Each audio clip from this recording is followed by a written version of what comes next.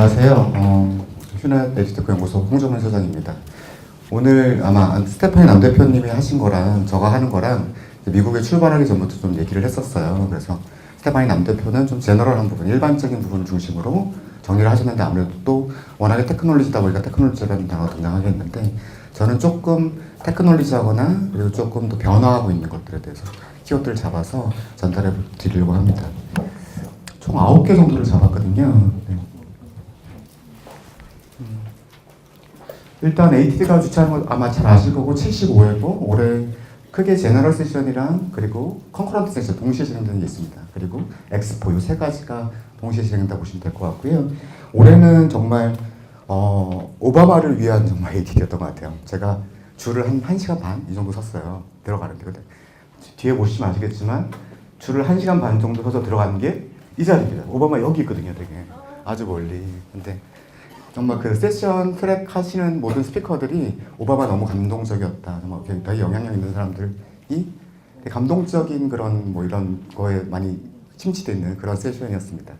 여기가 ATD 대회장 모습이고요.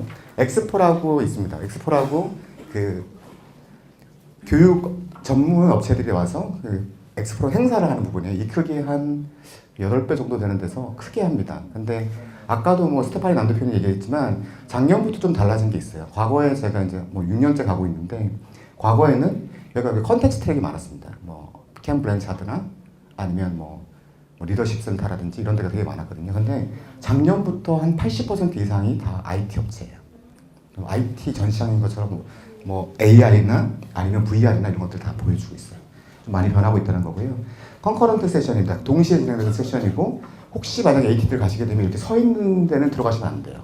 토론식이에요. 막 말 붙여요. 절대 들어가시면 안 됩니다. 제가 들어가다가 찍으면서 나왔던 이런 장면이 되게 토론을 잘 하시거든요. 근데 그 컨텐트 커뮤니티 글로벌 퍼스펙티브는 변하지 않습니다. 2013년 이후부터 계속 슬로건은 세 가지로 계속 가고 있고요. ATD라고 바뀐 게 2015년부터 바뀌었잖아요. 그래서 2015년에 ATD로 바뀌었습니다. 근데 슬로건은 그대로 가고 있다라고 보시면 될 것 같아요. 세션별로 변화를 보시면 작년에 처음으로 러닝 테크놀로지가 1위를 했습니다. 테크놀로지가 워낙에 좀 이슈가 되다 보니까요. 42개 세션으로 1위를 했고요.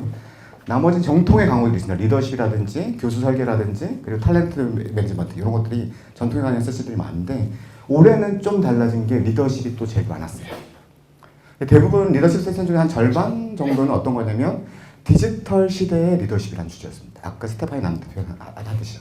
그래서 디지털 시대의 리더십을 어떻게 발휘할 거냐 아니면 밀레니얼 리더십 이런 주제였거든요. 그러니까 바뀌고 있는 리더십 부분에 대해서 좀 집중하는 부분이 많았고요. 마찬가지로 러닝 테크놀로지가 계속 강세를 보이고 있습니다. 그리고 보통 한 14개에서 17개 정도 세션이었던 게 뉴로사이언스, 사이언스 오브 러닝이었거든요. 뇌과학 쪽이었는데 계속해서 한 28, 29개 세션을 유지하고 있어요. 근데 뇌과학이 아직까지는 그렇게 인공지능같이 발전하지 않았지만 계속해서 뇌과학이 발전하는 것들을 HRD에 접목하려는 시도를 많이 하고 있다는 걸 올해 좀 보고 왔습니다. 크게 이제 9가지 키워드를 중심으로 말씀을 드릴 건데요. 첫 번째가 HR 메가 이슈가 좀 바뀌고 있다는 거죠. 디지털 트랜스포메이션. 우리나라로 말하면 4차 산업혁명 시대. 4차 산업혁명 시대 거의 비슷한 용어잖아요. 근데 거기에서 HR과 HRD는 어떤 역할을 할 거냐, 4차 산업혁명 시대 HR과 HRD는 어떤 역할을 할 거냐 이게 좀 이슈가 있었고요. 두 번째는 리더십이었습니다. 디지털 시대의 리더십은 어떤 거야 되냐라는 거고요. 세 번째는 아까 인간성이라는 거 말씀하셨잖아요. 작년에 되게 디지털로 갔었거든요, ATD가. 근데 올해는 좀 인간성인 것들을 넣었습니다. 그래서 마인드풀리스랑 레질리언스, 그래서 마음 챙김이랑 그리고 회복 탄력성에 대한 얘기를 했어요. 이 세션은 근데 제가 4번을 시도했는데 4번 다 못 들어갔어요. 풀로 차가지고요. 다행히 직원 한 분이 들어간 세션을 가지고 오늘 말씀을 드릴 건데요. 아무튼 되게 인기가 많은 세션이었습니다. 작년에는 마이크로 러닝 세션이 그랬거든요. 작년에는 거의 한 20분 전에 들어갈 수 있었거든요. 근데 올해도 마이크로 러닝 세션은 상당히 많았습니다. 그리고 일부러 되게 큰 강의장을 잡아놨더라고요. 마이크로 러닝.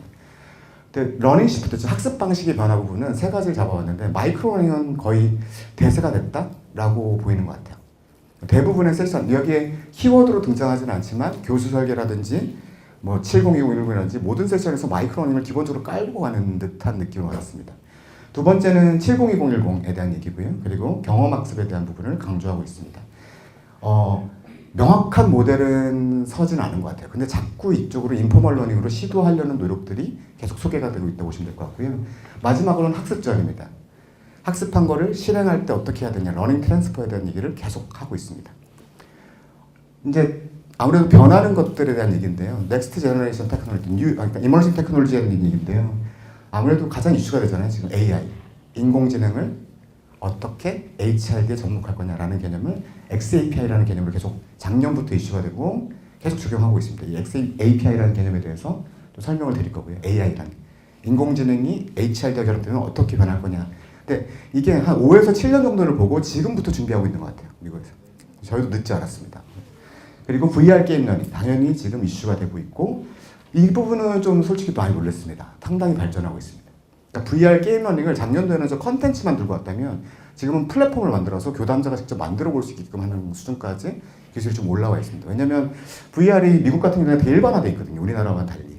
미국이나 중국 같은 데. 그러다 보니까 상당히 많이 쓰이고 있구나라고 하고 있고요. 마지막으로 가져온 게 뇌과학, 뉴로사이언스입니다. 그래서 이 9가지 세션에 대해서 제가 한두 가지 세션 정도 소개시켜드리고 기본 개념도 설명시키면서 이끌어가도록 하겠습니다.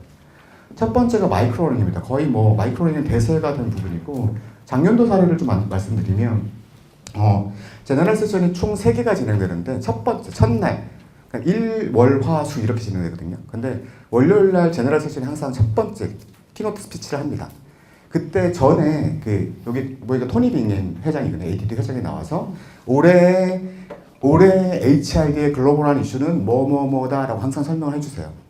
그러니까 올해는 소셜 러닝이다 아니면 뭐 플린 러닝이다 이러면서 이런 식으로 뭐 몇 개 정도로 항상 설명을 하거든요. 근데 작년이랑 올해가 독특했습니다. 올해는 안 했어요. 오바마가 있었거든요. 그래서 안 하고 바로 오바마를 소개시켰고요. 제너럴 세션 소개만 하고요. 그리고 너무 기분이 좋아 보이셨어요. 오바마를 만났다는 것 자체로. 네. 그리고 작년에 좀 독특하게도 처음부터 끝까지 한 가지만 얘기한 적이 없었어요. 딱 한 가지만 얘기했습니다. 마이크로러닝에 대해서. Year of Microlearning 해서 앞으로 마이크로러닝의 시대다라고 얘기를 했습니다. 작년에 마이크로러닝이 이슈가 되고 ATD의 가장 큰 이슈였거든요. 근데 작년에는 보통 세션들이 보통 보면은 마이크로러닝이 왜 중요하냐에 대한 얘기들이 많았어요. 근데 올해는 세션들을 좀 제가 보여드릴 건데 올해는 이걸 어떻게 적용할 거냐 실천적인 사례들이 좀 많이 빠르게 가고 있다라고 보시면 될 것 같고요. 이게 왜 마이크로러닝이 중요하냐라고 하면 모바일 얼마나 보세요? 하루에? 대한민국 평균으로 몇 분 얼마 볼까요? 네. 혼자 하면 재미없어요. 도와주세요. 비도 오는데. 1시간? 아니 근데 평균적으로 3시간 44분을 봅니다. 모바일이요. 평균적으로. 그리고 1시간에 9번 정도 열어보시는 게 직장인 평균입니다. 모바일이. 그런데 그 시대인데 그런 시대고 밀레니얼 시대고 이런데 컨텐츠는 오프라인 1박 2일짜리 16시간째 이러니 맞을까요? 모바일 시대이기 때문에 모바일에 가장 적합한 컨텐츠는 뭐다? 마이크로러닝이라는 거죠. 그리고 우리는 대부분의 컨텐츠를 검색을 통해서 소비하고 있습니다. 누가 저한테 물어보면 이제 귀찮잖아요. 네이버에 물어봐 이러잖아요. 구글로 한다든지 아니면 최근에 뭐 10대들은 네이버도 지금 2위가 됐잖아요. 유튜브에 물어봐 이러잖아요. 유튜브를 제일 먼저 검색하잖아요.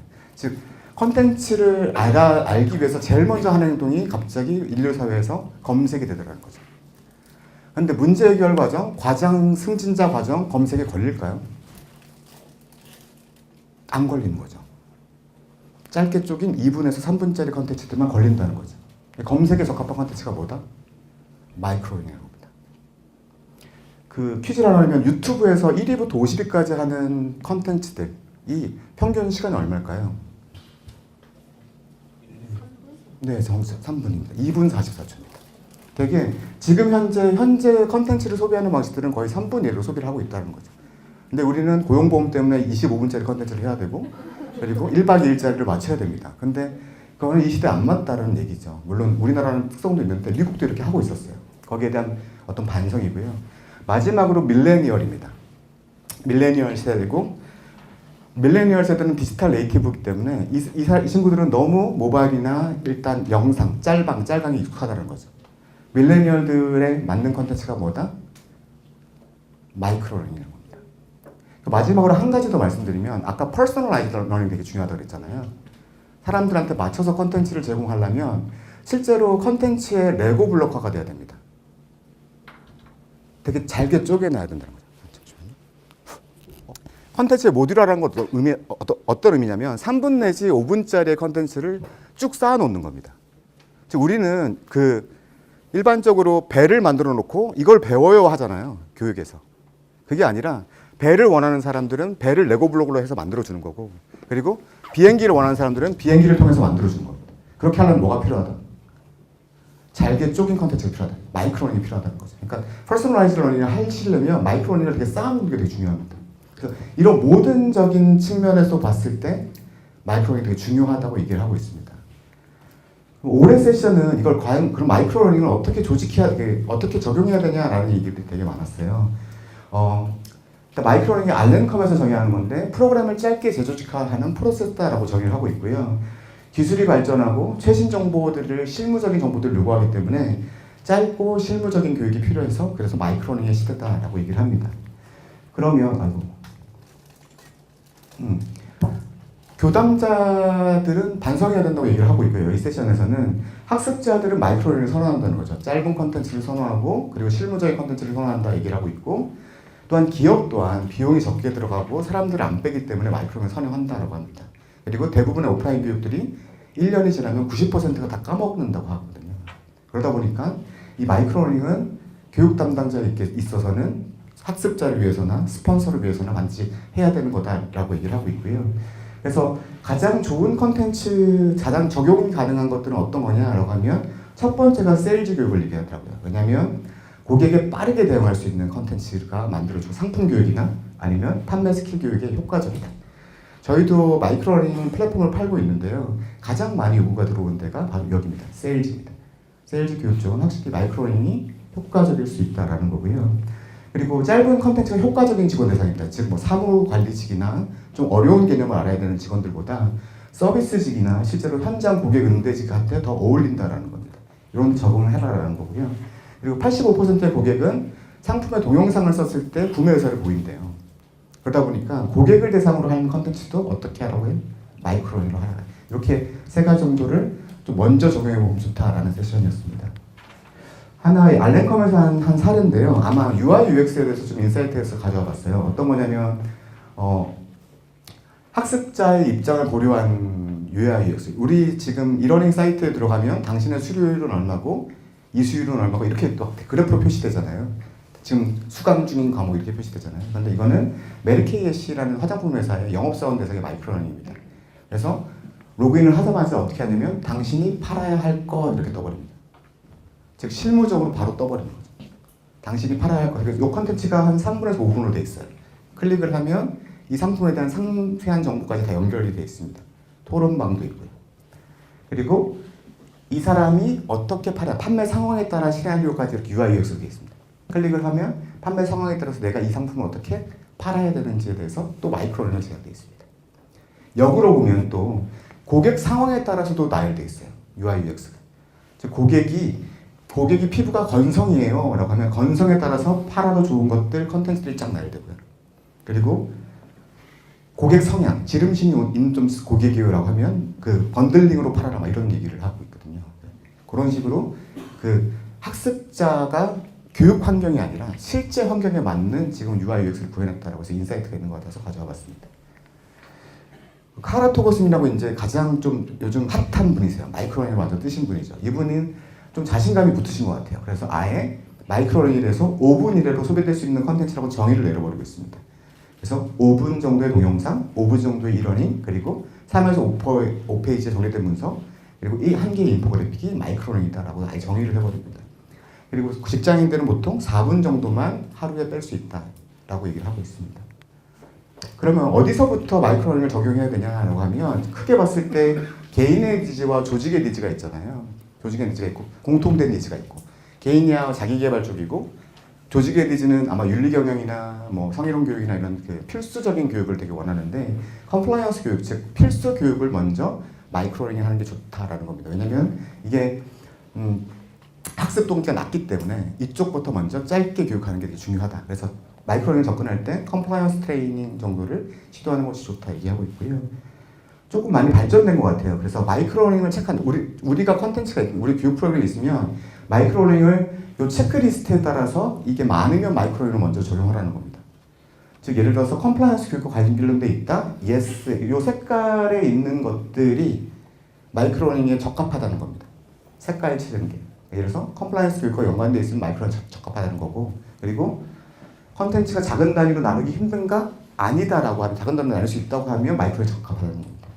요약을 해드리면 복잡하고 새롭고 길고 사무직을 대상으로 하는 컨텐츠보다 그렇지 않은 컨텐츠가 더 마이크로러닝에 적합하다는 거죠. 그래서 이렇게 체크리스트를 한번 활용해 보시는 것도 마이크로러닝을 시도할 때 좋은 방법일 것 같습니다. 그래서 이렇게 그냥 시트도 제공을 하고 있어요. 학습 목적을 제일 마이크로러닝 만들 때 학습 목적을 기술하고 제목, 유형, 길이, 주요 내용 서술하는 식으로 교수 설계를 하도록 시트도 제공하고 있고, 세션에서는 지금 두 가지를 좀 강조했는데요. 제목이 되게 중요하다고 합니다. 마이크로러닝은 제목이 상당히 중요하다. 제목을 제공할 때 상당히 숙고해서 하라고 얘기를 하고 있고, 텍스트보다는 그래픽 중심으로 가라라고 얘기를 하고 있습니다. 그래서 그 카라 토고슨이 만든 마이크로러닝 모델이고 아마 많이 보셨을 수도 있을 거예요. 마일 모델입니다. 마일 모델이라서 크게 5단계로 나눠져 있고요. 첫 번째가 성과 목표 명확화, 프로그램 설계, 컨텐츠 리소스 설계, 학습 촉진, 모니터, 조정 평가, 이렇게 5단계로 나눠져 있습니다. 다르죠. 약간 AD 모형이랑 분석하고 설계하고 개발하고 다르죠. 그리고 또 한 가지 말하는 게 AD 모형은 이렇게 폭포수 모형이잖아요. 순차적으로 가야 되는데 이건 그렇지 않고 프로모트가 필요하면 촉진을 먼저 하고 모니터링하면 모니터링 왔다 갔다 계기판처럼 왔다 갔다 할 수 있는 모형이니까 언제든지 마이크로러닝일 때 필요한 상황을 체크해서 진행해라 라고 얘기를 합니다. 일단 각각의 단계별로 좀 중요한 거 보면 학습 목표에 매몰되지 말고 성과 목표를 명확하게 하는 게 되게 중요하다고 합니다.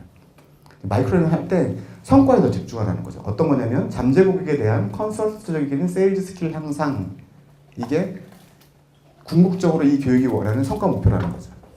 그리고 이랬을 때 여기 잘게 나오는 게 되게 중요한 거죠. 상담 스킬, 좋은 질문 던지기, 경찰 스킬, 기회 도착하기, 이런 식으로. 그래서 이렇게 성과 목표를 명확하게 하고 이 목표들에 대해서 잘게 나눠라 라고 얘기하고 있고, 두 번째는 프로그램 설계인데 거의 AD 모형이랑 비슷합니다. 그래서 이거는 잘 알고 계시는 그런 교수 설계 방식으로 맞추시면 되고요. 컨텐츠 리소스는 우리가 흔히 휴넷이나 멀티캠퍼스나 뭐 이런 다른 회사들의 큐레이팅을 많이 하시잖아요. 컨텐츠를 드리면 스크린을 해서 좋은 컨텐츠만 딱 빼시잖아요. 그것만 사용하지 말고 크리에이팅, 직접 개발하는 것도 활용하고, 그리고 크라우드 소싱, 유튜브나 비메오나 아니면 블로그나 이런 컨텐츠 다 같이 활용하라라고 얘기합니다. 그리고 학습 촉진은 거의 마케팅 기법이랑 비슷해요. UI, UX라든지 아니면 제목을 정한다든지 이런 것들을 마케팅 쪽에서 많이 가져와서 적극적으로 셀링하라는 거죠, 마이크로러닝. 마지막으로 모니터 조정 평가인데요. 마이크로러닝은 아까도 말씀드렸지만 데이터들이 많이 생성됩니다. 작기 때문에요. 데이터들을 계속해서 모니터링하고 조정하고 평가하는 거고, 평가는 여기서 얘기하는 거는 일단 시험 보지 말라고 하더라고요. 마이크로러닝은요.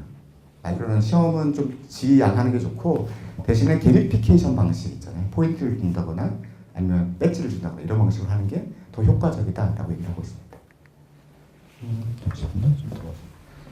이번 세션은 그 마이크로러닝의 4가지 트렌드에 대한 얘기한 세션인데요. 크게 4가지 세션이 싱글 컨셉, 퍼스널라이드, 코칭, 데이터 기반의 트래킹, 이렇게 4가지로 나눌 수 있다는 세션이었습니다. 인사이트 있는 것만 좀 짚어볼게요. 일단 지금 현재 집합교육 비율이 미국에서 줄어들고 있는 거예요. 한 16년까지. 2016년 ATD 자료인데요. 거의 49%까지 줄었고 아마 18년은 더 줄었을 것 같아요. 계속해서 집합교육의 비율이 줄고 있죠. 전체 HRD. 이게 이러닝으로 대체하려는 다가 바로 마이크로러닝 뜨면서 이러닝에서 마이크로러닝으로 넘어가고 있는 형국이라고 보시면 될 것 같아요. 근데 마이크로러닝을 개발할 때 우리 보통 이 마이크로 컨텐츠만 생각을 하잖아요. 그게 아니라 시스템, 스마트 테크놀로지도 반드시 생각해 달라는 겁니다. 그래서 같이 결합됐을 때 마이크로러닝이 더 효과적이다. 즉 어떤 거냐면 짧은 컨텐츠를 만들고 스마트 테크놀로지, 즉 학습 동기를 부여하기 위해서 뭐 게미피케이션을 넣는다든지 아니면 학습 기억을 하기 위해서 좀 FC를 한다든지, 그리고 AI 기술을 통해서 맞춤형을 한다든지 이런 것들이 추천된다라고. 이럴 때도 훨씬 더 마이크로러닝이 효과적이다라고 얘기를 합니다. 그래서 싱글 컨셉이라는 거에서 좀 핵심적인 부분은 보통 보면 one concept, one behavior, one outcome이라고 얘기를 하거든요. 한 가지 컨셉을 전달한 다음에 한 가지 행동 변화를 창출하라라고 하는 게 마이크로러닝의 좀 기본 컨셉으로 많이 나오는데요. 근데 여기서 이 one 컨셉에 집중하지 말고 이 세션에서는 one behavior에 집중하라라고 합니다. 이 행동을 변화시키기 위해서 어떤 컨텐츠가 필요하냐부터 생각하라는 거죠. 즉 이 컨텐츠는 이런 행동 변화를 할 거가 아니라 이 행동 변화를 먼저 목표에 두고 이 컨셉을 뽑아내라라고 얘기를 하고 있습니다. 두 번째는 퍼스널라이즈 러닝인데요. 이 세션에서는 그렇게 인사이트 있는 얘기는 안 했어요. 그냥 개인화시키는 걸 사람들이 좋아하고 개인화할 수 있도록 노력을 해야 된다라는 얘기 정도였고요. 세 번째 코칭 부분이 좀 저한테 인상적이었습니다. 실제 그 하드 스킬 같은 경영 지식이나 이런 것들, 하드 스킬, 소프트 스킬로 미국 사람들 많이 얘기하거든요. 그러니까 일반적인 그 직무 스킬 같은 경우에 뭐 상담 스킬이나 이런 것들 소프트 스킬이라 얘기하는데 소프트 스킬에 대해 효과적인데 여기 때 이 효과적인 거를 변화시킬 수 있고 마이크로러닝을 적시에 제공할 수 있는 사람은 누구다라고 얘기하면 매니저라고 합니다. 팀장이다. 그러니까 즉 마이크로러닝을 추진할 때 팀장들을 반드시 껴서 가면 효과적이라고 얘기를 하고 있습니다. 마지막으로 이제 비헤이비얼 트래킹인데요. 행동 관점에서 계속해서 데이터를 좀 체킹하면서 개선하라라는 얘기였습니다. 잠깐 네네. 제가 필요한 이유가 구체적으로 어떤? 팀장과 함께 가자 이렇게 얘기하셨는데 네네네네. 특별한 이유가 저스틴 타임 코칭을 할 수 있는 사람이 팀장이 가장 좋고요. 그리고 컨텐츠 내용도 팀장이 가장 잘 알고 있다고 얘기를 합니다. 여기는 이제 좀 약간 하나의 세션이었는데 러닝에서 마이크로러닝은 익스피리언스로 가야 된다. 즉 교육을 시키는 게 아니라 경험을 하게 만드는 관점에서 생각해 달라는 얘기였고요.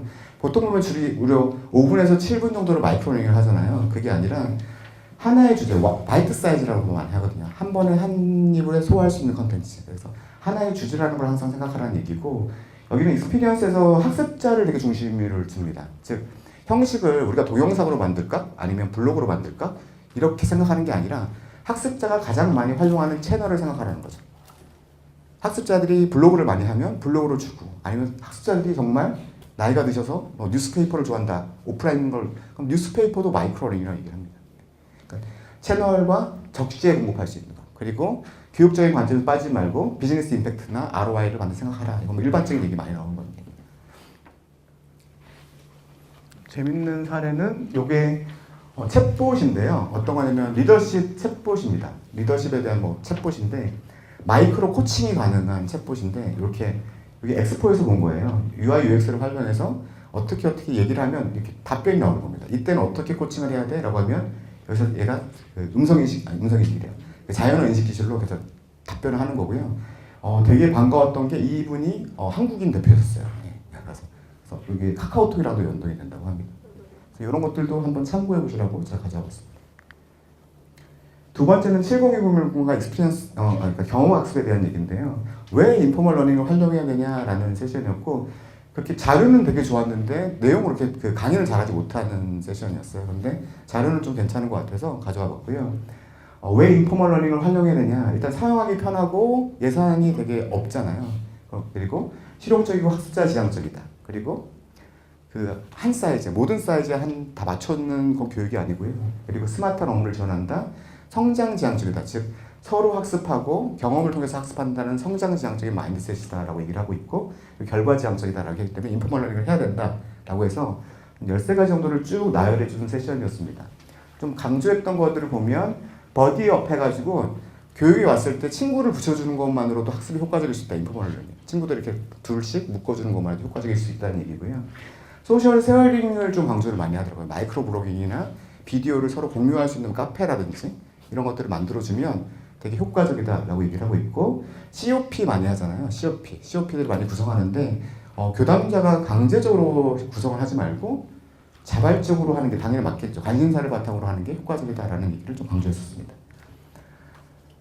여기서는 그 옵저베이션이 좀 독특했는데 이렇게 서로 교육을 하면서 서로 상태를 가르치고 배우는 역할을 좀 바꿔보면 가르치면서 많이 배운다는 거죠. 자기가 가르치는 입장에서. 그럼 그렇게 바꿔보는 것도 좋고 셀프 리프렉션에서 상당히 강조를 하더라고요. 항상 교육이 끝나면 자아를 성찰하게 해보는 것도 좋은 인포멀 러닝의 방식이다라는 세션이었습니다. 학습 전이에 대한 얘기를 할 건데요. 세 번째 키워드입니다. 트랜스퍼라는 단어가 나오고요. 학습을 하면 실행으로 옮기는 교육이 HR이 몇 프로나 될까요? 네.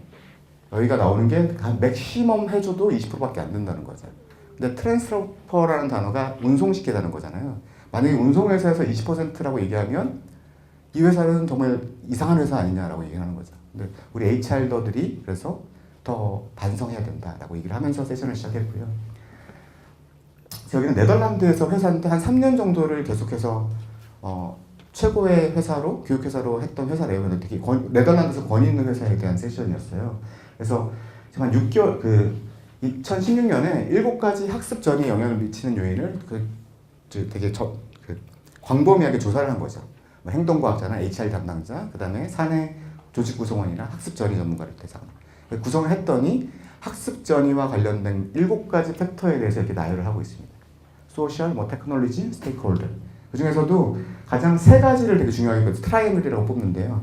스테이크홀더스, 즉 그 관리자의 스폰서십이 있는 관리자라든지 아니면 모티베이션, 학습 동기, 그리고 소셜 러닝, 즉 소셜하게 서로 학습할 수 있는 것들이 학습 전에 되게 중요하더라라고 얘기를 합니다. 그러면서 각 7가지 영역에 대해서 제가 일단 가져와 봤어요. 이게 여기가 저희 교재에 있으시니까 여기 접속하셔가지고 자기가 프로그램을 하나 생각하신 다음에 내 프로그램은 과연 학습 전이가 얼마나 잘 돼 있냐라고 한번 테스트를 한번 해보시면 점수가 쫙 나오거든요. 이렇게 나옵니다. 제 핸드폰 캡처한 화면이고요.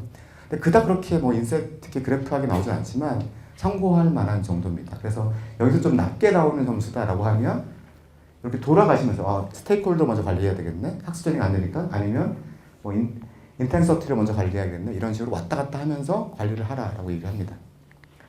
7가지 영역들에 대해서 각각의 좋은 방법들을 쭉 나열하고 있어요. 그래서 스테이크홀더 같은 경우는 학습 전이와 관련된 사내 계약서도 이런 거 많이 하시잖아요.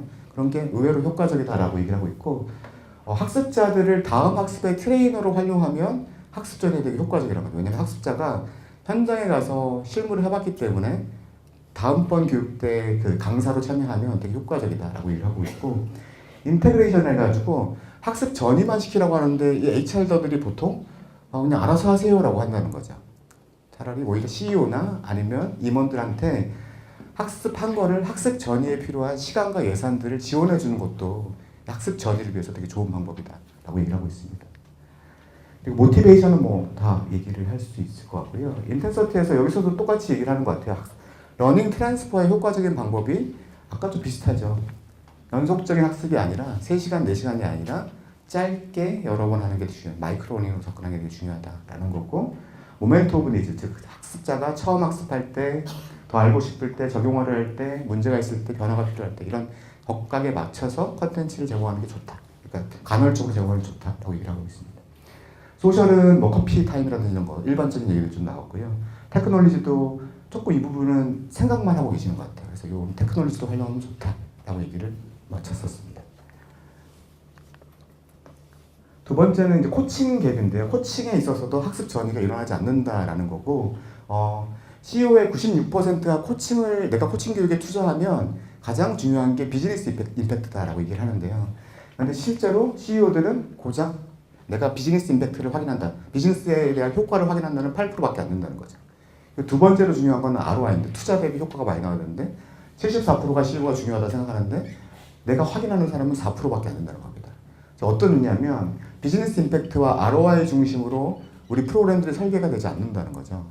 그러니까 이렇게 지금 이 필립스의 요즘 커크 패트릭 이후로 평가 모델로 좀 각광받고 있는 모델, 필립스 평가 모델이거든요. 좀 보셨을 거예요. 이렇게 U자로 마르모형처럼. 근데 필립스의 5단계 교육 효과 모델을 중심으로 해서 출발하라는 코칭 프로그램을 기획합니다. 예를 들어서 이게 ROI가 높으냐, 그리고 비즈니스 임팩트가 있는 코칭이냐라고 코칭이 필요한 부분을 먼저 파악하고 그 다음에 내려가는 거죠. 현업 적용도, 그 다음에 학습 목표, 그리고 그 다음에 스마일 테스트, 리액션 테스트 이렇게 해가지고 그러면 코칭이 해결책이 될 수 있는 점검을 밑으로 내려가고 코칭 성공 시 기대 효과를 예측하고 그러면 다시 또 위로 올라가서 어떤 요소가 중요한지, 실제 효과가 관련 있는지, 그리고 지표를 통해서 ROI가 맞는지 이렇게 올라가면서 코칭을 설계하는 게 중요하다. 이렇게 했을 때 학습 전이가 일어나더라라는 얘기를 했던 세션이었습니다. 두 번째는 넥스트 제너레이션 테크놀로지인데요. 이머징 테크놀로지인데 제가 AI 얘기는 안 드릴 수 없을 것 같아요. 인공지능에 대한 얘기인데 아마 생소하실 거예요. 작년도부터 좀 이슈가 됐던 단어가 XAPI입니다. 아직 조금 생소하실 것 같아서 좀 부연 설명을 좀 넣어드렸거든요. 먼저 말씀드리기 전에 사례를 그냥 하나 가져왔어요. 이걸 좀 이해할 수 있도록요. 그래서 토드 로즈라는 하버드 교육대학원 교수가 계십니다. 이분은 이제 뇌과학자시고 교육학에 대해서 계속 연구하시는 분인데 이분이 그 평균의 종말이라는 책을 올해 냈거든요. 근데 거기에 나왔던 사례를 좀 소개시켜 드릴 건데요. 이게 이제 1926년도에 미국 조종석의 표준이었어요. 어떤 거냐면 조종석을 어떻게 만드냐면 조종석이 있으면 조종사들의 다 평균치를 잽니다. 키라든지 그다음 팔 길이, 조종석과 관련된 것들 다 평균을 잰 다음에 평균 사이즈로 조종석을 만들어 버리는 거죠. 그래서 이 정도면 훌륭하게 설계됐어라고 하는 거죠. 1950년도 한 24년이 지나고 났을 때는 이게 안 맞는 거예요. 조종사들이 불편하다고 심지어는 사고도 납니다. 그래서 그러면 우유 먹고 컸나? 이렇게 생각하는 거죠. 그래서 다시 한번 측정을 합니다. 오하이오주에서 4,000명 대상으로 엄지 길이, 가랑이 높이, 눈기 길이 이런 것들까지 140여 가지를 측정을 합니다. 평균값을 잡으려고. 그래서 이 평균값을 구한 다음에 이 평균값에 맞게끔 조종석을 설계하면 이제 사고가 안 날 거야 다들 예측을 한 거죠. 통계학자들이요. 딱 단 한 명이 이 연구 결과를 자기 연구로 반박을 합니다. 다니엘스라는 사람이고요. 이 사람은 어떻게 얘기하냐면 어떤 연구를 했냐면 10가지 측정을 봅니다. 즉 키나 가슴둘레, 팔 길이처럼 조종석과 직접 관련이 있는 10가지 팩터들을 놔두고 표준 편차를 위아래로 30% 놓습니다. 그래서 평균치라고 하고 이 평균치 안에 들어가는 사람의 수를 한번 세워보려고 했습니다. 한 50%는 되겠지라고 가정을 했겠죠. 4,000명 중에서 몇 명이었을까요? 단 한 명도 없었다는 거죠.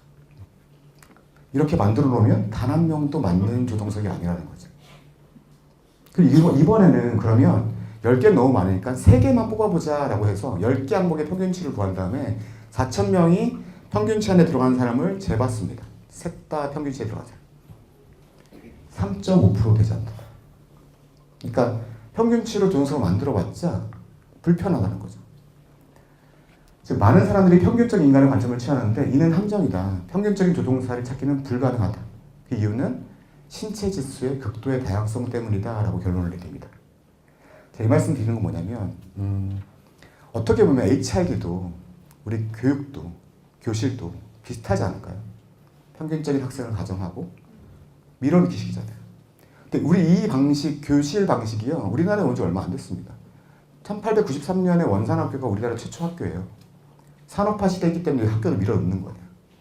HRD가 근데 이런 교육 방식이 정말 산업화를 이루는데 많은 역할을 했습니다. 하지만 지금 맞을까요? 기술들이 발달했는데. 그런 면에서 얘기를 한 거고요. 근데 저는 이게 미국 공군이 더 대단하다고 생각해요. 이런 리포트를 쓰면 웃긴 소리 하지 마 할 가능성이 높잖아요. 그죠? 어디서는. 그런데 이거를 인정합니다. 그 미 공군 상층부에서 다시 오더가 내려갑니다. 1:1 맞춤형으로 조종석을 설계하라고. 그러면서 자동차 조절 시스템 있죠. 지금 여러분 많이 쓰시는. 그것도 여기서 나옵니다. 헬멧 조절, 끈 조절, 그것도 여기서 나옵니다. 기술이 가능했었는데 우리는 평균적인 사람을 가정하고 있었다는 거죠. 그러니까 저는 이제 말씀드리고 싶은 거는 퍼스널라이즈드 러닝이 왜 중요하냐면 인지 영역은요 더 극도로 다양합니다. 경험도 다 신체 지수보다도 이렇게 일방적으로 시키는 거는 한계가 있다는 거죠. 이거는 되게 자주 말씀을 드린 건데 한 번 더 하겠습니다. 그래서 이게 퍼스널라이즈드 러닝의 중요성에 대해서 벤자민 블룸은 다 아시잖아요. 여기 HR 담당자입니다. 벤자민 블룸이 완전학습 전문가잖아요. 메스터 러닝. 근데 이분이 실험을 합니다. 실험을 해가지고 처음에 실험할 때는 컨벤셔널한 수업, 교실 수업을 한 거랑 내가 설계한 완전학습을 설계를 한 거랑 분명히 내 설계한 완전학습이 훨씬 더 효과적일 거야 라고 하고 연구를 시작합니다. 그리고 나선 하나의 비교치로요. 1:1 튜터링을 붙이는 비교치 집단을 놔두고 3개 집단에 대해서 교육 효과를 측정하는 거죠. 그랬더니요. 별 차이가 없었어요. 기대와 다르게. 완전학습과 컨벤셔널. 근데 1:1 튜터링이 확 올라간 거죠. 그냥 알기 쉽게 말씀드리면 50명이 있는 학생에서 98점이 있는 학생을 만들려면 교실 수업으로는 한 명밖에 못 만듭니다. 1:1 수업은요. 50명 평균을 98점으로 만들 수 있습니다. 50배가 더 효과적이라는 거죠. 1:1 튜터링이. 저한테 가끔 물어보는데 한 2배 정도 비싸면 과외시키시라고 하거든요. 네. 지금 뭐 그 학원에서 하는 뇌파랑 TV 보는 뇌파 거의 비슷하대요. 그러니까 그러면 이게 2 시그마의 문제에서 반드시 해결해야 된다라는 거고, 이런 문제점 때문에 이 문제를 해결하기 위해서 등장한 게 바로 AI 기술입니다. 1:1 맞춤형으로 기술을 통해서 구현을 시키려고 하는 거죠. 그래서 요거는 한 번 더 설명드릴게요. 만약에 웨어러블 기계가 하나가 있고 리더들을 이렇게 지원한다고 생각해 볼까요? 인공지능 기술을 활용해서요. 계속 말을 겁니다, 저한테. 오늘은 월 마감일입니다. 아직 모르시는 고정비 구성에 대한 학습볼까요? 나만의 커리큘럼을 제시해주는 학습 보시죠, 학습보. 그리고 A 사원에 대한 코칭 기간이 길어졌습니다. 면담 진행하는 시간이 좋습니다. 실시간 코칭도 해줍니다. ATD에서 리더십 관련 리포트가 생성되었습니다. 다음 주 보고 시간이라면 좋은 자료입니다. 실시간 컨텐츠 큐레이션을 해주고요. 어제 배우신 블루오션 전략본 잊어버릴 때가 됐습니다. 한 번 더 약간 상기해 보세요. 실제로 지속적 기억 상기까지 해줍니다. 그리고 오늘 미팅에서는 설득 법칙, 5법칙을 활용하시면 좋을 것 같습니다. 아까 러닝 트랜스퍼까지 해줍니다. 그리고 지금 조직 문화 문제에 대해서는 B대학의 홍길동 교수와 연결하는 게 좋습니다. 바로 연결되겠습니다. 실시간 전문가 연결까지 해줍니다. 지금 D 매출의 매출 상황은 K 케이스와 유사합니다. 이 케이스를 참고하시면 좋습니다. 맞춤형 성과 사례까지 소개시켜줍니다. HRD가 필요할까요? 이걸 향해 달려가고 있습니다. 궁극적으로. 근데 현재는 그 AI 기술을 활용한 되게 영어 수학은 되게 많아요. 거의 완벽에 가깝게 가고 있거든요. 근데 이게 아까도 말씀드린 소프트 스킬이잖아요. HR이라는 게. 그리고 지금 이 시간에도 엄청난 지식들이 쏟아지고 있습니다. 그러다 보니까 되게 구현하기 힘듭니다. 그래서 지금 미국에서 움직이는 게 XAPI라는 건데요. 인공지능으로 HRD를 구현하기 위해서는 두 가지가 필요합니다. 첫 번째가 빅데이터고, 두 번째가 우리가 알고 있는 알파고라든지 IBM 왓슨 같은 빅토세지입니다. 딥러닝이라고 하죠. 근데 빅데이터가 없으면 절대 구현이 안 됩니다. 그러니까 빅데이터를 구축하기 위한 활동들을 지금 HR에서 하는 게 XAPI라고 보시면 됩니다. XAPI에서 좀 설명을 드리면, 우리가 이러닝이고 LMS를 보면 몇 가지가 데이터가 안 돼요. 되게 많아 보이시죠? 데이터가. LMS 보면 막 몇백 명이 뭐 수강하고 수료율이 몇 프로가 되게 많아 보이잖아요. 근데 실제로 관리할 수 있는 거는 학습에 따른 진도율 수료율, 그리고 시험, 진단, 컨텐츠 이 정도입니다. 그것도 이러닝만 가능해요. 오프라인 교육은 또 이걸 다 일일이 입력해서 또 LMS에 등록하셔야 되잖아요. 근데 정말 그 70, 20, 10이라는데 10 영역 중에서도 이러닝만 지금 데이터로 관리되고 있는 거예요. 학습에서. 20, 70 영역까지 넣어주겠다는 개념이 바로 XAPI입니다. 전체적인 학습과 관련된 경험을 넣어주겠다는 개념이 XAPI고요. 상황, 몰입 정도, 비즈니스 결과, 읽기, 학습, 프로젝트 이런 것들을 다 XAPI로 넣어주겠다는 거고, 생긴 거는 이렇게 API라는 게 IT에서 많이 쓰는 용어인데요. 그 데이터를 호환하는 어떤 표준이거든요. 근데 거기다가 X라는 걸 넣어서 그 experience, 학습과 관련된 경험을 넣겠다라는 개념이고요. 그래서 지금 SVO로 되어 있습니다. 주어, 동사, 목적어. 오랜만에 보시죠. 삼형식 문장. 이렇게 되어 있고, 즉 예를 들어서 마티는 유튜브에 4차 산업혁명과 블록체인이라는 컨텐츠를 봤습니다. 조는 LR에서 어떻게 작성하는가에 대해 글을 썼습니다. 이런 학습과 관련된 경험들을 주어, 수로, 목적으로 다 저장을 하는 겁니다. 그래서 이게 저장이 돼서 많이 이렇게 데이터로 쌓이면 그거를 이제 딥러닝에 투입되는 거죠. 알파고 같은 게. 그러면서 연관관계를 찾아내는 거예요. 그래서 이렇게 연관관계를 찾아내면 이런 식으로 HR가 가능하죠. 프로덕트 X를 판매한 75%의 사원들은 셀링 프로덕트 X라는 컨텐츠를 봤어요 라고 하는 겁니다. 프로덕트 A를 판매한 97%의 사원들은 셀링 프로덕트 A라는 컨텐츠를 봤어요 라고 뽑아내면 필수 과정으로 셀링 프로덕트 A 과정을 넣는 거죠. 그런 식으로 되게 어댑티브하게 할 수 있다는 겁니다. 근데 지금 이게 이렇게 거대하게 움직이고 있지 않습니다. 지금 보면 미국에서 움직이면 컨설팅 시장을 중심으로 바뀌고 있거든요. 그래서 작은 프로젝트부터 하고 있어요. 그래서 지금 뭐 이렇게 여러 가지가 나오는데 조금 어려우시죠. 쭉 읽어보시면 될 것 같고요. 처음에 데이터를 LRS라고, 이게 아까 XAPI를 통해서 SVO로 된 거를 저장하는 장소가 LRS라고 합니다. 즉 러닝 레코드 스토어라고 하거든요. 거기다 저장을 하면 거기다 딥러닝을 붙이는 형식이고요. 구축하려면 이렇게 데이터를 LRS에 먼저 보내고, 모양은 이렇게 생겼습니다. 이렇게 실제로 LRS에 구현된 데이터들이에요.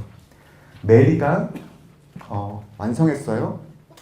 자베이드 그 업무 관련 자료를요. 이런 식으로 이런 데이터들이 쭉 들어가는 거예요. 그리고 여기다가 컨텍스트, 어떤 상황에서 작성했는지, 그리고 옵션들, 그러니까 목적이 뭐였는지까지 이제 입력이 되는 거죠. 그러면서 이 데이터들이 쫙 쌓여 있는 거예요. 실제로 보면 엄청나게 쌓이더라고요. 그걸 가지고 딥러닝에 투입되는 거죠. 여기를 상황을 찾아내기 위해서. 그래서 이렇게 표준을 만드는 작업들을 많이 현재는 지금 진행되고 있습니다. 그래서 LRS 업체들도 많이 생겨요. 예시라든지 워터쉐드라는 이런 LRS 전문 업체들도 나오고 있거든요. 심지어는 미국 어떤 세션 작년 재작년인가 세션에 LMS 시대는 끝났다, LRS 시대가 온다라는 얘기도 있어요. 그러니까 즉 그 LMS는 관리하기 위한 시스템이잖아요. 근데 LRS는 데이터를 관리하기 위한. 그러니까 지금 4차 산업革명이 데이터 시대잖아요. 그러니까 교육도 데이터로 관련된다는 거고, LRS를 구축하는 방법에 대해서 이렇게 쭉 나열되어 있습니다. 조금 처음 보신 분은 어려울 것 같아서 넘어가도록 하겠습니다. LRS를 할 때 이렇게 구축을 했으면 HR 시스템이랑도 다 연동이 돼요. HR이나 회계 시스템 다 연동되거든요. 예를 들어서 마틴은 주간 성과 베스트를 받았어요. 이런 식으로 입력이 되는 거죠. 그게 또 교육 정보랑 연동되는 거죠. HR 정보 아니면 회계 정보 같은 거. 마틴은 무슨 비용을 결제했어요. 이런 식으로. 이런 것들이 다 들어가 버립니다. LRS에. 그러니까 회사와 관련된 모든 정보들이 다 들어가 버리는 거죠. 그리고 이게 또 지금 오픈형을 많이 시작하고 있습니다. 다른 또 LRS랑 연동이 돼서 빅데이터가 계속 쌓이는 거죠. 이런 식의 그림을 그리고 있고요. 현재는 아까도 말씀드렸지만 메간 토런스 세션이었고 저희 팀장이 메간 토런스랑 얘기를 했어요. 이게 그럼 언제 현재는 노밍 단계다. 표준을 정하는 단계고 실제 성과를 내려면 최소 3에서 5년 걸리지 않겠냐라는 얘기입니다. 그래서 이게 좀 거대하게 성과를 내면 3에서 5년인데 근데 이게 저는 좀 지목해야 될 기준이 뭐냐면 5년 뒤에 이게 나왔을 때는 대응을 할 수가 없습니다. 이길 수가 없습니다. 그러니까 지금부터 좀 관심 가지고 보시는 게 좋을 것 같다는 생각이고요. 이게 보급형 XAPI도 나와서 XAPI 앱스에서 어플리케이션 여시면 이런 것들 쭉 나와 있습니다. 이거는 유튜브나 PDF 이런 것들을 한 50명 정도가 뭘 봤어요 이런 것들 다 볼 수 있는 사이트입니다. 유튜브, PDF, 심지어는 뉴스를 뭐를 봤다 이런 것들도 다 이렇게 LRS로 학습 경험과 관련된 것들이 다 저장되는 케이스고요. 그리고 특히 요즘에는 이런 것까지 나왔더라고요. 익스펙터 해가지고 학습하다, 청소를 하다라는 동사가 되게 다르잖아요. 근데 이거를 학습 경험과 관련된 그 데이터만 뽑아내는 기술로 인스펙터 같은 경우도 나왔다라고 보시면 될 것 같아요. 사례를 보여주시는 게 가장 나을 것 같습니다. US 아미 사례고요. US 아미는 수많은 데이터들이 들어가죠. 총을 쐈을 때 수많은 데이터가 들어가니까 이게 궁극적인 목적은 실시간 코칭입니다. 총을 쏠 때 숨 참고 쏴요. 이런 식으로 실시간 코칭을 해주는 거예요. 그러면서 데이터들을 다 입력시키는 거죠. 근데 이게 워터쉐드라는 데서 진행했던 컨설팅인데 현재는 적절한 사격에 대한 세베럴한 7, 8가지 방법을 찾아냈다고 합니다. 가장 총을 잘 쏘는 사람에 맞추면 7가지, 8가지 방법을 찾아냈고 그걸 이제 지금 맞추면 튜터링하는, 실시간으로 튜터링하는 것까지 개발하고 있습니다. 근데 좀 더 걸릴 거예요. 데이터들 밀어놓고 이렇게 좀 작은 프로젝트부터 시작한다는 거죠. 요거는 비자 카드입니다. 좀 비슷할 거예요. 일반 기업이기 때문에요. 비자 카드에서는 아마 핀테크 위협을 받고 이러다 보니까 새로운 기술에 대한 데이터 기반으로 좀 새로운 HR가 필요해서 CEO가 오더를 내렸습니다. 그래서 XAPI라는 개념으로 프로젝트를 시작한 케이스고요. 어떻게 되면 핏빛이라고 하시나요? 핏빛 아시죠? 신체 정보 데이터가 들어가서 운동을 추천해 주거나 관리해 주는 거잖아요. 그런 컨셉을 해가지고 러닝 피트니스라는 개념으로 해가지고 운동 패턴과 활동을 데이터로 기록하여 올바른 운동 방법과 현황을 추천하는 것처럼 학습과 관련된 데이터를 축적해서 올바른 학습 방법과 방법을 추천해주는 시스템을 만들려고 한 거죠. 그래서 실제 결과는 이런 것들을 좀 데이터를 수집했습니다. 학습자들이 실제 어떻게 학습하고 어디서 학습하는지 이런 데이터를 계속 밀어넣은 거죠. LRS에다가 XAPI로. 그리고 탁월한 리더십 경험을 소유하는 사람들이 과연 탁월한 리더십에 기여한 학습이 무엇인지를 계속 데이터를 넣은 겁니다. 그리고 뛰어난 리더들이 동료들이 어떤 학습을 하는지, 뛰어난 리더들은 좀 다른 학습을 하고 있을 거잖아요. 이런 데이터들을 데이터화시켜서 결국은 맞춤형으로 계속 학습을 했다는 거죠. 즉 가장 좋았던 게 개인화된 학습을 권장해서 비슷하게라도 추천이 되더라는 거죠. 그랬더니 결과가 그 회사의 80% 이상의 이 디지털 학습을 하더라는 겁니다. 원래는 15%였는데요. 이렇게 했더니. 그러니까 퍼스널라이즈 한다는 거는 맞춤형으로 학습하는 거는 학습자들이 너무 좋아한다는 거죠. 그리고 실제로 좀 자랑했던 게 기술, 금융, 법정 이렇게 실무적인 요소를 더 많이 학습하다는 겁니다. 이렇게 됐다. 모습이에요. 지금 실제로 이게 데이터가 들어가면 이렇게 대시보드도 깔끔하게 나옵니다. 그래서 153명 중에서 40명이 지금 프로그램에 오리엔테이트 돼 있고, 그리고 어떤 마이크로러닝 사이트에 들어와서 뭘 검색했는지도 쫙 실시간으로 나옵니다. 그리고 뭐 이게 리더십이라든지 CS 교육에서 뭘 그 수료한 사람 수랑 그다음에 그다음에 완료한 사람 수랑 이렇게 쭉 데이터들이 쭉 나오죠. 이렇게 좀 대시보드도 인상적이어서 가져와봤습니다. 다섯 번째가 VR에 대한 얘기인데요. 그래서 XAP나 LRS 같은 경우는 좀 주목을 하셨다가 조금 작은 프로젝트부터 충분히 시작하실 수 있습니다. 그래서 이런 개념을 알고 계셨다가 좀 작은 프로젝트고 데이터가 많은 프로젝트로 시작하면 오히려 HR도 좀 획기적으로 할 수 있겠다. 그렇게 움직이고 있습니다. 현재는. 저희도 지금 막 미국 가서 배워오려고 하고 있거든요. 근데 지금 낙태동기입니다. 지금 인공지능을 HRD에 접목하는 건 늦지 않으셨다고 좀 말씀을 드리면서 마무리하고요. VR 얘기를 좀 하고, 되게 미국 사람들은 실용적으로 움직이는 것 같아요. 그리고 VR을 되게 많이 쓰고 있습니다. 저희가 예상한 것보다. 그러니까 VR 사례가 되게 많았어요. 의외로요. 월마트 같은 경우는 간단한 사례인데 360 그냥 360 VR을 통해서 월마트 때 그 블랙 프라이데이 때 너무 당황한대요. 직원들이. 이렇게 엄청나게 밀려들어요, 사람들이. 너무 당황하니까 막 놀랜대요. 그러니까 미리 그렇게 몰려오는 모습을 VR로 체험하고 가는 거예요. 그것만으로 효과가 좋았다라는 얘기입니다. 진짜 얘기한 겁니다. 이거는 맥도날드 사례인데 스페인의 한 매점이 되게 잘 돼 있대요. 스페인 한 거를 직접 가면서 다 보잖아요. 그게 아니라 VR로 만들고 직접 클릭하게 하면서 체험하게 했더니 훨씬 좋았더라라는 사례입니다. 그래서 보통 보면은 소프트 스킬과 그리고 좀 안전 스킬 이 두 가지로 나뉘는 것 같아요. 약간 이렇게 세일즈 스킬이나 코칭 스킬까지 좀 넘어오고 있는 상이고요. 원래 VR은 처음에 이런 것들, 어플리케이션, 시뮬레이팅 스킬에 많이 쓰입니다.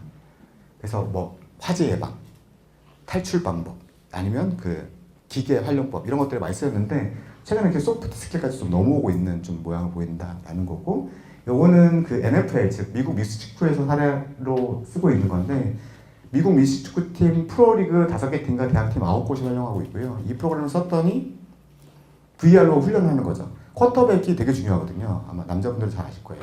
쿼터백에 던져주는 게 되게 중요한데 이 사람의 의사결정 역량이 VR로 훈련했더니 30%가 증가했더라. 더 인상적인 거는 의사결정 속도가 1초가 빨라졌답니다. 스포츠에서 1초라는 건 어마어마하다는 거 아시잖아요. 이거는 정말 놀랬던 프로그램입니다. 제가 엑스포 가서 놀랬던 거고요.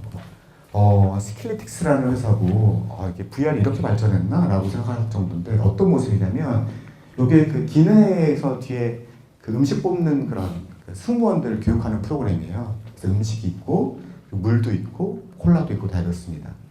그런데 8명이 동시에 들어가서 항공 승무를 같이 하는 거예요. 어떤 비상 상황이 생겼을 때 팀을 짜서 움직이고 미션들이 내려갑니다. 8명이 동시에 VR로 들어가요. 그러면서 훈련을 하는 거죠. 그리고 데이터로 나옵니다. 너 이때 잘못했어? 이때 잘못했어? 이러면서. 개인별로, 그룹별로. 되게 효과적이지 않을까요? 실제로 해본 것처럼. 그래서 이렇게 저희 한국 사람을 보더니 우리도 한국 항공에 대한항공에 진출하고 싶다 이렇게 해서 그래서 우리는 관련해서 돼 있던데 아무튼 되게 엄청난 프로그램인 것 같아요. 네. 그래서 좀 놀랬던 프로그램이고 되게 잘 돼 있더라고요. 그래서 이 플랫폼화 돼 있어서 맞춤형도 언제든 제작해 줄 수 있다는 게 쭉 설명이었어요. 게임도 좀 많이 발전하는데 게임도 아까는 게임 러닝이 컨텐츠 중심으로 집중했다면 이렇게 플랫폼 중심으로 가는 경우가 많아졌습니다. 어떤 거냐면 히로스 전이라고 해서 게임을 스토리 라인을 아예 짜준 거예요. 히로가 여행하는 것들을 짜줘서 각각의 게임 요소에서 뭘 넣을 거냐라는 것들을 그냥 교담자가 선택하게 해서 만드는 게임입니다. 실제로 이렇게 통해서 만든 게 시티뱅크에서 재무적인 의사결정을 돕는 이런 프로그램이고요. 자기의 재무 포트폴리오를 짠다든지 친구를 도와준다든지 이런 것들을 해서 결국 고객용 프로그램을 만든 겁니다. 게임 러닝으로. 고객이 만족했다라는 사례고요. 이렇게 이제 이러닝 브라더스라고 하는 회사예요. 게임 러닝. 이름은 좀 촌스럽지만 되게 이렇게 요 브로셔들을 찍은 거거든요. 브로셔들을 찍은 거고 이렇게 캐주얼 게임도 만들 수 있고 게임들을 플랫폼화 시켰습니다. 그래서 B2B, 그러니까 HRD에서 활용할 수 있는 게임들을 다 맞춤형으로 설계할 수 있도록 하는 인상적인 좀 플랫폼이었어요. 그러니까 즉 게임이나 VR은 현재는 저희가 지금 저희 휴넷도 마찬가지지만 VR 컨텐츠를 만들어주고 게임 러닝을 만들어주기 위해 집중하고 있거든요. 근데 아예 플랫폼까지 지금 나가고 있는 모습을 좀 볼 수 있었습니다. 게이미피케이션 게임은 좀 넘어가도록 할게요. 그다음에 뉴로사이언스인데요. 뉴로사이언스는 크게 네 가지로 구분됩니다. 이 뇌과학은 현재 아직 그 발달이 좀 더디다고 합니다. 되게 어려운 거고 대신에 발달이 되게 많이 됐는데도 불구하고 상용화가 되게 어려운 기술인데 뉴로사이언스적인 그런 과학적 설계로 해서 학습 동기부여나 학습 몰입, 학습 기억, 완전 학습 이런 부분을 활용하고 있다라는 사례고요. 뉴로사이언스에 대해서 뉴로사이언스 HR이라는 거에서 역량, 동기, 편향의 어떤 게 학습 편향 이런 것들에 대해서 뉴로사이언스를 활용하면 좋다라는 그 세션이었고 예를 들면 정보 나열식 지식 전달보다 뉴로사이언스 하나만 초점을 했을 때 좋다. 그러니까 이런 것들을 참고하시면서 교수 설계를 하면 뉴로사이언스적으로 좋다는 거죠. 뇌과학적으로. 강의 중심 교육이 아니라 좀 연결된 짧게 연결된 게 좋고 사실에만 기반하지 말고 좀 환경이나 인지, 감성적인 걸 고려하라는 거고 3시간 이상 강의보다는 짧게 한 번 한 다음에 좋고 텀을 주는 게 좋다. 생각할 시간이나 이런 것들을 주는 게 좋다. 뇌과학적 논리로. 마찬가지로 학습 동기 부분도 이렇게 상대와 비교했을 때 내가 처한 환경이 얼마나 또 확실한지, 자율성이 얼마나 있는지, 그다음에 얼마나 관련성이 있는지 이런 것들을 고려해서 설계를 하면 좋다라는 얘기입니다.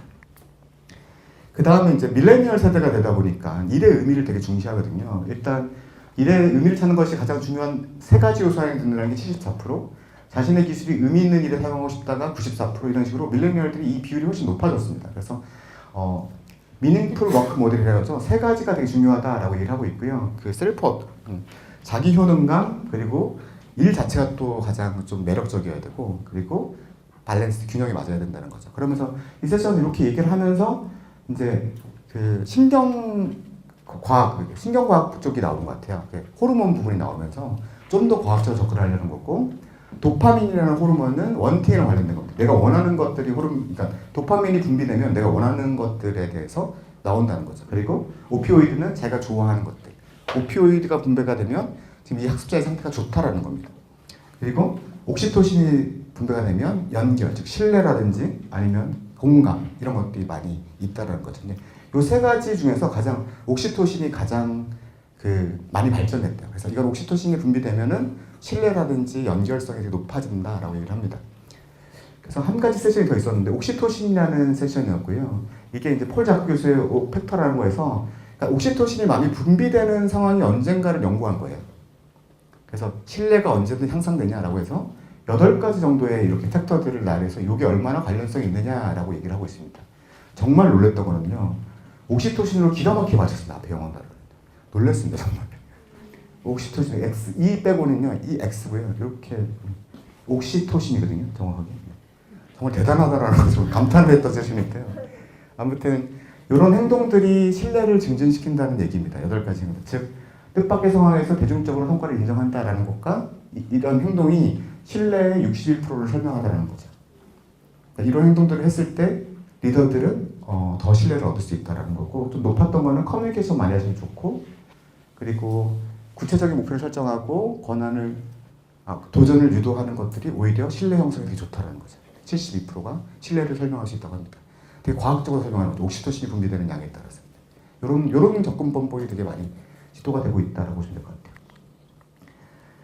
지금까지 이제 이머징 테크놀로지 말했는데 엘리언 머지라는 분이 있습니다. 이분은 이제 러닝 테크놀로지에서 거의 구루라고 보고 있는 분이거든요. 근데 이 세션은 들어가면 항상 힘들어요. 왜냐면은 그 세션 안에서 토론을 한 12번 내지 13번을 시킵니다. 4번까지 제가 참다가 다시 들어갔는데 여기서는 근데 대신에 인사이트가 되게 있으세요. 지금 이렇게 러닝 테크놀로지가 되게 중요한데 우리는 뭐 할 거냐라고 하면 당신들은 무슨 교육을 할 거냐를 중시하지 않냐라는 겁니다. 즉 학습이, 러닝이 어떻게 바뀔 거냐라는 걸 중시하지 않냐라고 질문을 던지고요. 그게 아니라 러너가 바뀐다는 걸 중시하는 겁니다. 학습자가 바뀌고 있다는 걸 중시하지 학습이 바뀌지 않다. 즉 학습자가 바뀌는 거에 맞춰주는 거다라고 얘기를 하고 있고요. 학습자는 메모하기 싫어한다 그러고 업무에는 싫어하고 외우기도 싫어한다고 합니다. 이런 사람한테 책 밀어내고 그 다음에 적으라고 하기로 안 되겠죠. 그렇게 얘기를 하고 있고 만약에 이렇게 질문을 던지는데 신입 오리엔테이션을 하는 사람이 가장 궁금해하는 건 뭐냐라는 거죠. 교육 시간에. 뭘까요? 네? 월급 언제 주냐. 그거부터 설명하고 가라는 거죠. 그다음에 학습자가 바뀌고 있고 학자에 맞추라는 거고, 그리고 테크놀로지스트 기술이 바뀌고 있고, 두 가지를 되게 확실하게 얘기하더라고요. 모바일과 퍼스널라이즈 러닝은 반드시 HRD가 해야 된다는 겁니다. 1대1 학습과 모바일 교육은 마이크로러닝과 AI에 대한 얘기죠. 그러니까 이런 건 반드시 해야 된다라고 얘기를 하고 있고, 그런 어떤 새로운 기술들의 좀 얘기가 있었습니다. 그래서 이게 보통 보면 트렌드냐 아니면 패드냐 그냥 이렇게 하이프냐 거품이냐라고 구별하는 방법은 학습자들을 먼저 생각하고 그 기술이 현재 시대에 적합한지 생각하라. 그리고 언제든 학습할 수 있는 방법을 생각하라. 이렇게 체크를 하면 이게 정말 트렌드인지 그리고 하이프한지를 알 수 있다라고 얘기를 하고 있습니다. 세 번째가 HRD 메가 이슈에 대한 얘기고요. 이 말씀부터 먼저 드리면 좋을 것 같아요. 어떤 거냐면 지금 전 산업이 디지털화가 되고 있습니다. 미디어 인터넷은 말할 것도 없고요. 금융은 카카오뱅크라는 은행의 은자도 모르는 사람이 나와서 은행을 위협하고 있습니다. 디지털, 그리고 메릴린치나 이런 회사들은 자기들이 금융회사라 얘기를 하지 않고 있고 IT 회사라 얘기를 하고 있습니다. 핀테크가 있는 거죠, 금융은. 그리고 자동차는 이제 자율주행 자동차라고 해서 자동차가 아닌 디바이스가 나오기 시작합니다. 위통 물류는 스마트 물류, 에너지는 스마트 그리드, 그리고 건설은 스마트 팩토리, 그리고 심지어 식품업, 그리고 농업까지 테크놀로지를 결합해서 아그리테크, 푸드테크라고 얘기하고 있습니다. 디지털 영역이 되게 전반적으로 높아지더라는 거죠. 과거에 이랬다면 지금은 엄청나게 높아지더라는 거죠. HRD는요? 예외일까요? 우리 직장인상과 되게 밀접하잖아요. 마찬가지 HRD도 예외가 아니라는 거죠. 이런 관점에서 그럼 디지털 시대에 HR이 어떻게 변해야 될까라는 거에 대한 얘기를 한 세션들이었습니다. HR을 들어서 핵심 이슈가 두 가지인데 오토메이션, 즉 자동화된다는 거죠. 즉 전 세계 30% 업무는 AI나 테크놀로지에서 자동화된다는 거죠. 그리고 여기 링크드인 CEO는 미국의 업무의 50%는 자동화된다는 겁니다. 그러니까 50% 자동화된 게 없어지는 게 아니라 각자의 업무 중에서 50%가 자동화된다는 얘기입니다. 나머지 50% 뭐 할 거냐라는 질문인 거죠. 이게 되게 문제고요. 두 번째는 되게 프리랜서들이 많아진다는 겁니다. 미국 근로자의 6천만 정도가 한 2억 정도, 6천만 3분의 1 정도잖아요. 프리랜서라는 거. 독립적인 근로자. 어디에 소속하지 않고 그냥 독자적으로 놀고 있는 근로자인 거죠. 그리고 75%가 선호하는 게 프리랜서를 선호합니다. 밀레니얼가 2025년에 밀레니얼이 75%가 되는데 이들은 되게 독창적이고 독립적으로 일하는 걸 선호하죠. 당신의 관리자라면 이 사람들이 내 사람이다라고 생각하는 게 말이 안 된다는 거죠. 이 사람은 혼자서 독립적으로 근무하기 때문에 뭐 세 군데 소속되고 네 군데 소속돼 일할 수 있다라고. 그래서 HR 이슈는 일은 자동화되는데 일은 점점 없어지고 자동화되는데 인력은 또 유연하고 되고 있습니다. 이때 HR이 과연 뭐 해야 되냐? 관리자로서, 개인으로서, 조직 차원에서 뭘 해야 되냐라는 세션이었고요. 먼저 개인 차원으로 들어가면 자율성이나 평판 유지 되게 중요하다 강조하고 있고, 즉 여기서 이런 거 쭉 읽어보시면 될 것 같고, 자동화되지 않은 창의력과 비판적 사고가 매우 중요하다라고 강조합니다. AI가 못하는 것들에 대해서 주목하라는 거죠. AI나 테크놀로지가 못하는 것, 창의력이나 비판적 사고력 같은 거, 인간만이 할 수 있는 걸 주목해서 능력을 키워라라고 얘기하고 있고요. 리더들은 절대 팀 차원, 우리 애들 이렇게 생각하지 말라는 거죠. 그게 아니라 자기 소속된 게 아니라 프로젝트 중심으로 관리해라라는 겁니다. 그래서 내부의 팀원들도 마찬가지지만 외부에 있는 자원까지 합쳐서 프로젝트를 관리해 나가는 게 리더는 되게 중요하다라고 얘기하고 있고요. 조직 차원에서는 미래가 너무 빨리 바뀌다 보니까 현실에만 춤추지 말고 미래를 추진하되 현실과 미래를 균형을 맞춰라라고 얘기하고, 그리고 조직은 느슨하게 하되 탄탄하게 묶이도록 하고 있습니다. 되게 상반적인 얘기들을 많이 하고 있습니다. 그래서 말은 되게 쉬운데 되게 쉽지 않을 것 같아요. 이렇게 운영을 해야 된다라고 얘기를 합니다. HR들은 과연 뭘 하냐? 디지털 트랜스포메이션인데 HR들은 뭘 하냐면 일은 점점 바뀌고 있고 복잡해지고 되게 빠르게 변하고 있고, 학습자들의 니즈는 좀 어질러티한 환경, 되게 빠르게 대응하는 걸 원하고 있고, 테크놀로지는 늘고 있고, 학습은 저스트 인 타임을 원하고 있습니다. 이런 시대에서 과연 HRD는 어떻게 나아가야 되냐라는 세션이었고요.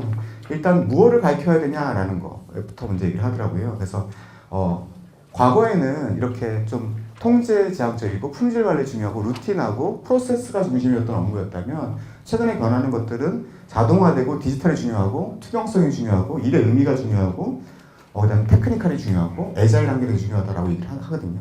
이런 시대에는 성실하고 근면하고 되게 열심히 하면 되게 좋은 인지였다. 하지만 지금은 커뮤니케이션 스토리텔링, 그 다음에 적극적 네트워킹 능력, 민첩성, 창의성, 모호함을 즐기고 변화를 제어하는 능력, 이런 게 되게 중요하기 때문에 HRD가 보다 이쪽의 능력을 개발하는데 더 집중해야 된다라고 얘기하는 세션이었고요.